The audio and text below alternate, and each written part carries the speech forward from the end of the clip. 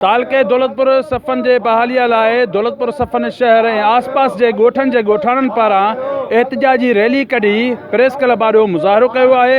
अचो त हिन हवाले सां उन्हनि खां पुछूं त हुननि जो चवणु छा आहे। असांजो तालको दौलतपुर तक़रीबन 1999 धारे तक़रीबन 20 साल समूरनि तालके जे सरकारी कारोबार में कामयाबी सां पूरे इलाइक़े में जेका हींअर बि जाग्राफी हदूं आहिनि उन्हनि में सरकारी कारोबार जे हवाले सां असांजो तालको कामयाब रहियो। छा करे त नादरा हाफ़िज़ा वग़ैरह ॿियो टियों ते जेके आहिनि कम कार नथा थियनि, जेके ज़ईफ़ जेके असांजा पोरियत आहे उहा घणी माना वैननि वग़ैरह में ज़लील थिए थी। महिरबानी करे को आला अख्तियार नोटिस वठन असेंगे तालको दौलतपुर वापस। जैसा कि हमारे दौलतपुर के साथ बहुत ज़्यादा नाज़िश हुई है। ये पुराना कदीमी तालका था जो अरसे दराज से चल रहा था और बिना किसी जवाज़ के ख़त्म किया बड़ा कामयाब। उन्हनि चयो त पीपल्स पार्टी जे दौर 1990 में तालको दौलतपुर बहाल थियो हो, जेको दौलतपुर क़ाइमु थियो।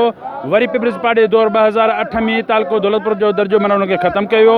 हुननि आला अख्तियारनि खां मुतालबो कयो त तालको दौलतपुर सफ़न खे बहाल कयो वञे ऐं अवाम खे संदन बुनियादी सहूलियतूं मुयसरु कयो वञनि। कैमरामैन गुलाब भट्ट सां गॾु मुर्तज़ा जोकियो, सिंध टीवी न्यूज़, दौलतपुर सफ़न।